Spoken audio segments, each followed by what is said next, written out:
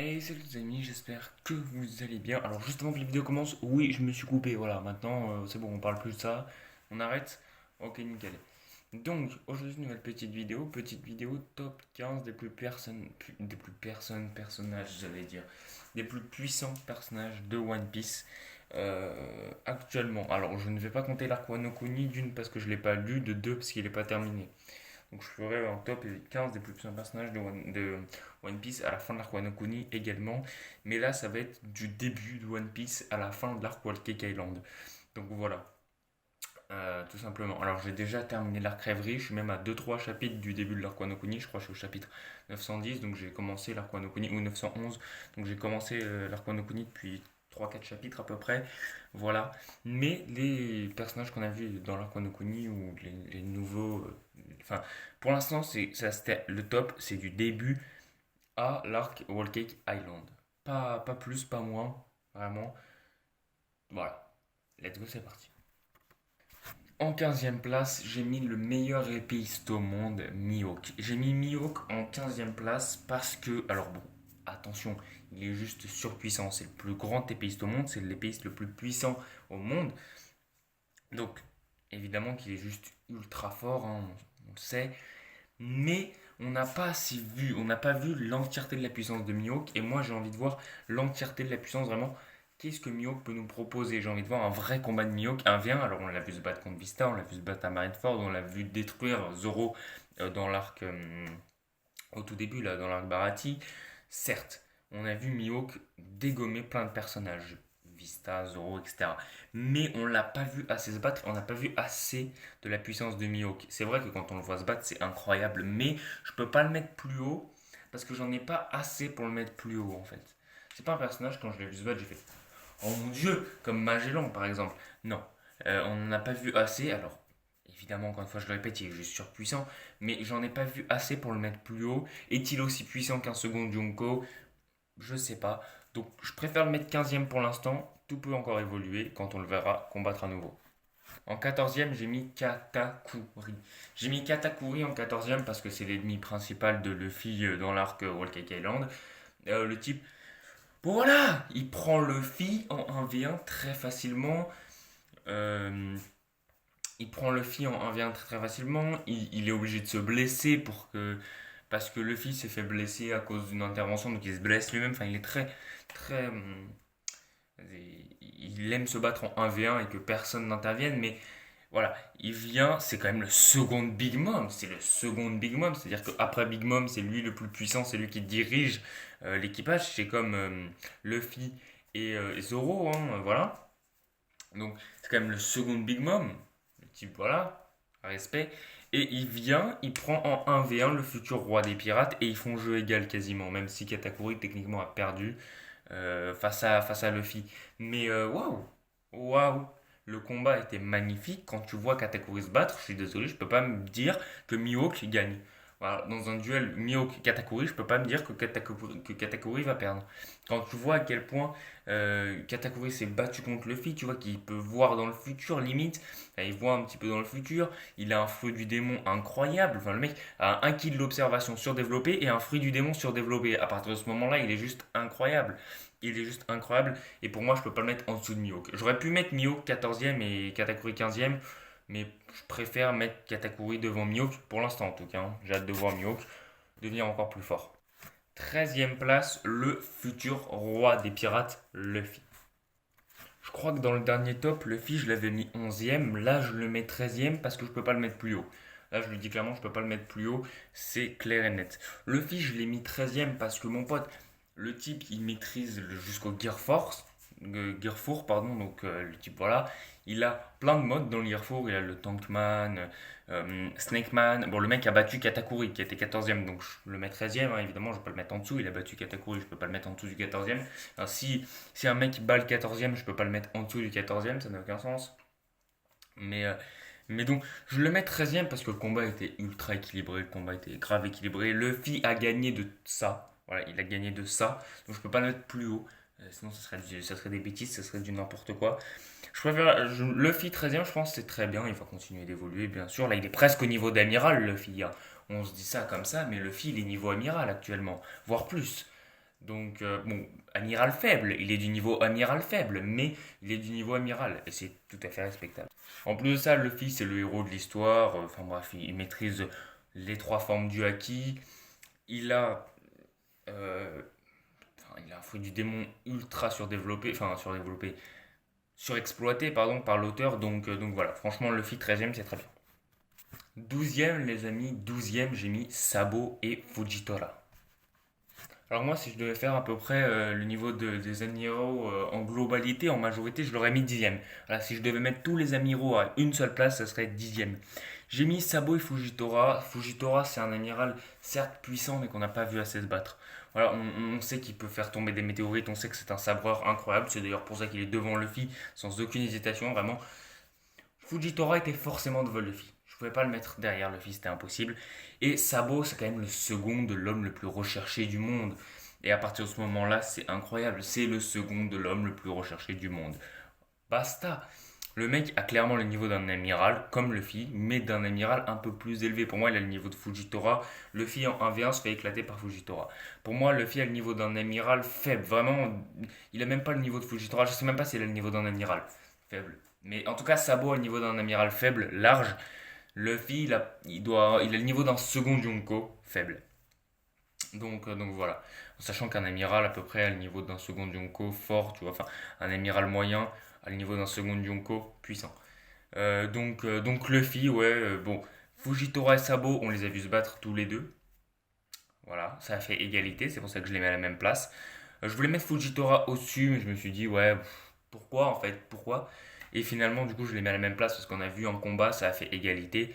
Donc, enfin, ça a fait égalité. Les deux sont partis de leur côté après parce qu'ils voulaient pas s'affronter. Ils savaient très bien que ça allait mal finir pour les deux, dans tous les cas. Mais voilà, Sabo, c'est le second de l'homme le plus recherché du monde. Fujitora, c'est un amiral. 12e place, c'est plutôt pas mal. 11e, j'ai mis les vieux de la vieille, hein. Vraiment des mecs, on les a vus il y a au moins 40 tomes.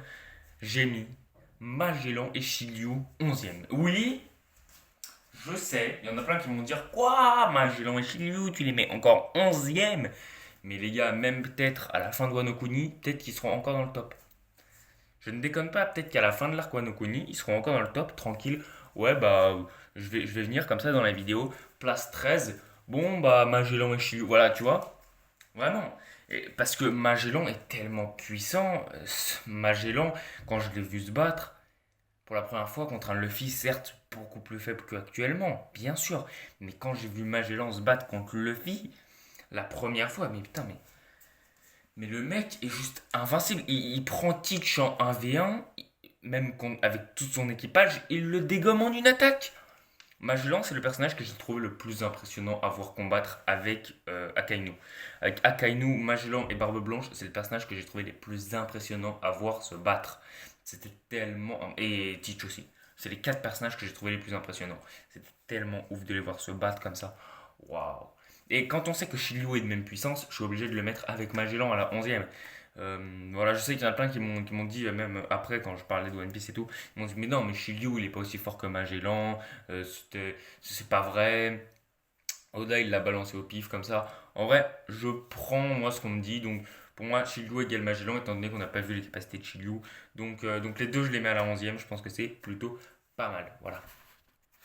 En 10e place, j'ai mis Borsalino Kizaru. J'ai mis Borsalino Kizaru en 10e place parce que pour moi déjà c'est déjà plus puissant que Fujitora, déjà c'est clair, c'est clair, net, très précis. Et je préfère mettre Kizaru devant Magellan parce que contrairement à Magellan où on voit vraiment de quoi il est capable, on ne sait pas vraiment de quoi Kizaru est capable puisque à chaque fois qu'il s'est battu, il s'est battu contre des mecs beaucoup beaucoup trop faibles. Vous allez me dire Magellan aussi, bien non, puisque Magellan s'est fait battre par Teach au final. Donc non, il s'est jamais battu contre des mecs beaucoup plus faibles que lui. Et d'ailleurs, même il a dû se battre contre des types comme par exemple des mecs qui voulaient s'échapper d'Impel Down, etc. Donc il s'est jamais battu contre des types beaucoup trop faibles pour lui. Alors que Kizaru, si, il s'est toujours battu contre des types beaucoup beaucoup trop faibles pour lui. Hein, il s'est battu contre des supernovas, voilà. Et tranquillement à Impel Down, à Marineford, tranquillement, il se casse sans aucune égratignure. Voilà. Donc Kizaru, je préfère le mettre devant Magellan parce qu'il s'est jamais battu contre un adversaire à sa hauteur. Il s'est toujours battu contre des types beaucoup beaucoup trop faibles pour lui. Et donc Kizaru, voilà, il a le pouvoir du Pika Pikanomi qui lui permet d'aller à la vitesse de la lumière. Et c'est un amiral qui est là depuis longtemps, qui fait partie du trio incroyable Sakazuki Akainu, Aokiji Guzan et Borsalino Kizaru. Donc je le mets dixième, parce que je peux pas le mettre plus haut, faut pas déconner. Mais en tout cas, dixième, je pense que c'est bien. Il était obligatoirement devant Magellan. Oui. En 9 les amis, j'ai mis Garp et Sengoku. Je les ai mis en 9 parce que pareil, pour les mêmes raisons que Magellan, pour les mêmes raisons que Teach, pour les mêmes raisons que Akainu, pour les mêmes raisons que Barbe Blanche. Je vous ai dit que Barbe Blanche, Teach, Magellan et Akainu étaient les personnages les plus impressionnants que j'ai vu combattre. J'en ai oublié un, c'est notre ami Garp. C'est vraiment les 5 personnages quand je les ai vus combattre, j'ai fait. Non mais vraiment, c'était abusé. Quand je les ai vus combattre, je me suis dit, what? C'est quoi ces monstres? Et Garp et Sengoku, ça en fait partie. Je les ai mis là parce que bon, alors déjà, ils sont venus tranquilles à Marineford. Garp, il était inarrêtable. Garp, il était inarrêtable. Vraiment. Inarrêtable, Garp. C'est quand même le héros de la marine. C'est le héros de la marine. À partir de ce moment-là, voilà. Il a combattu contre les Rox. Alors, je sais pas qui sont encore les Rox, mais on en a parlé là dans le chapitre, dans l'arc de la rêverie. Il parle des Rox. Et apparemment, c'est un équipage incroyable. Et euh, Garp les a battus. Euh, voilà, Sengoku c'est l'amiral en chef, il était de même puissance que Garp à leur apogée, je le rappelle. Et en plus de ça, j'ai lu le chapitre 0 de One Piece, donc je sais que Garp et Sengoku ont affronté Shiki à deux contre lui, certes, mais ils ont quand même affronté Shiki, le lion d'or. Vous allez voir, il sera bien au-dessus de. Il sera largement au-dessus dans le classement. Mais ils ont quand même affronté, même si c'était à deux, ils ont quand même affronté Shiki, le lion d'or. Et ça, c'est assez incroyable. Voilà, donc Garp et Sengoku, hein, je n'ai pas besoin de développer plus. Garp, c'est le héros de la marine. Notre ami Sengoku, c'est l'ancien amiral en chef. Donc, 9e. Je pouvais pas les mettre plus bas. Là, c'était clair et net. Dans ma tête, je me suis dit, je peux pas les mettre en dehors du top 10. Avant même de faire le top 15, je pouvais pas les mettre en dehors du top 10. C'était sûr, clair, net et précis. Voilà. En huitième place, Teach. Alors, Teach, je sais plus, je l'avais mis combien de la dernière fois. Je crois que je l'avais mis sixième, un truc comme ça. Teach, alors, c'est un des personnages qui va le plus évoluer là dans la suite. Parce que le type, en fait, je sais pas si vous vous rendez compte, mais en un clin d'œil comme ça, bam, il est devenu Yonko. Il est devenu Yonko en un clin d'œil.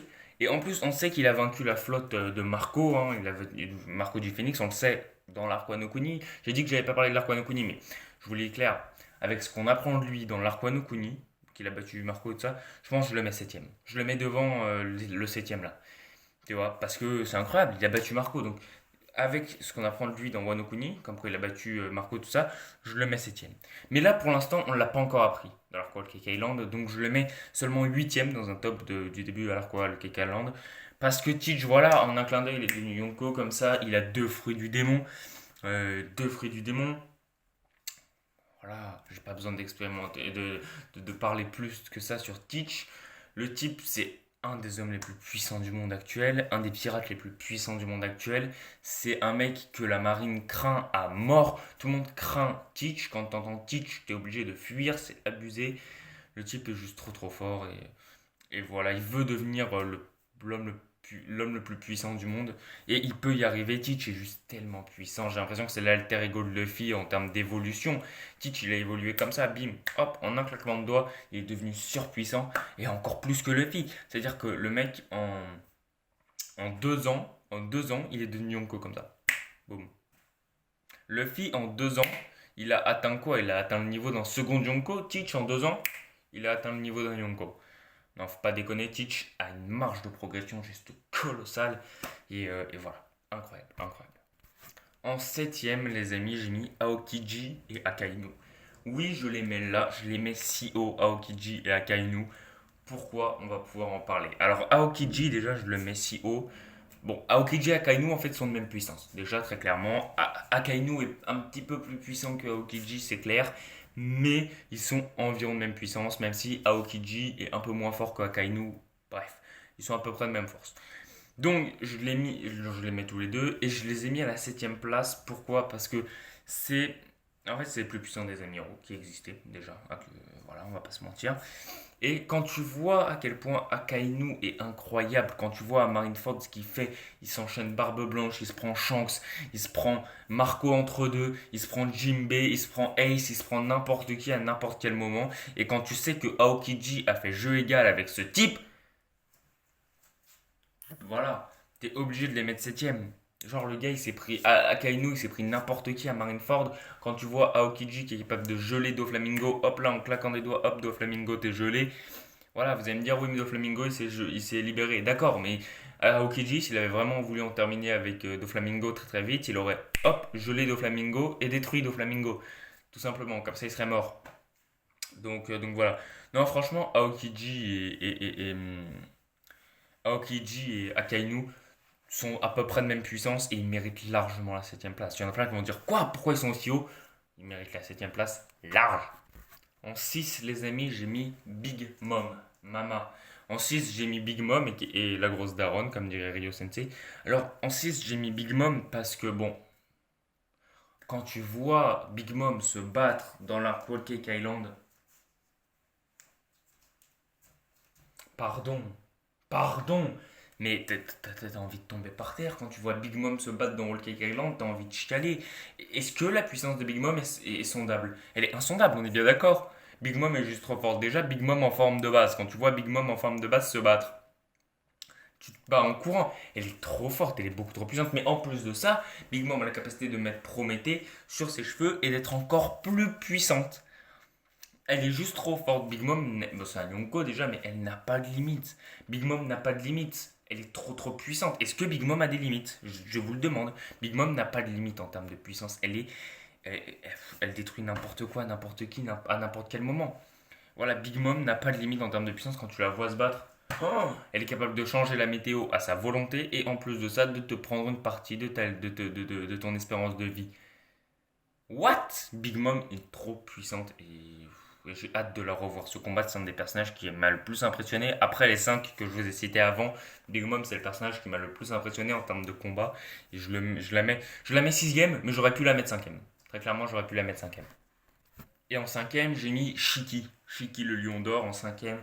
Parce que Shiki, ses actions qu'il a fait, on l'a pas vu combattre beaucoup, hein. On l'a vu combattre 8, 9, 10 pages à la limite, hein, étant donné que le chapitre 0 dure 20 pages aussi, hein, comme tous les chapitres de One Piece, à peu près. Donc, bon, Shiki, on l'a vu se battre, allez, 5, 6, peut-être, allez, 9 pages à la limite. Mais ce qu'il nous a montré pendant ces 9 pages,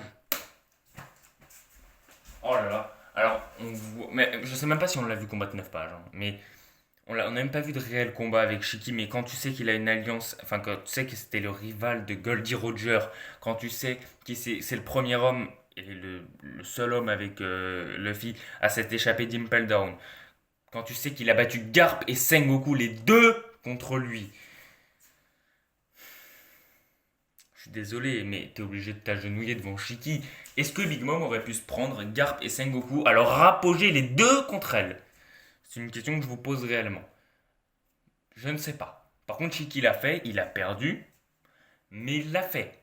Et c'est assez incroyable de se dire que Shiki a forcé Garp et Sengoku à se mettre à 100% les deux contre lui à leur apogée. C'est assez colossal. Donc j'étais obligé de mettre Shiki 5ème. À un moment, je me suis dit peut-être je mets Big Mom devant Shiki. Non, j'ai mis Shiki 5ème. J'ai eu un gros débat avec moi-même. Shiki 5ème, Big Mom 6ème ou Big Mom 5ème, Shiki 6ème. J'ai préféré mettre Big Mom, pardon, 6ème. Peut-être que ça va changer hein, à la fin de l'arc Wano Kuni si on revoit Big Mom se battre. Mais pour l'instant, non. Pour l'instant, ça reste comme ça. Bon, pour moi, le top 4 était très clair. Alors, attendez, excusez-moi.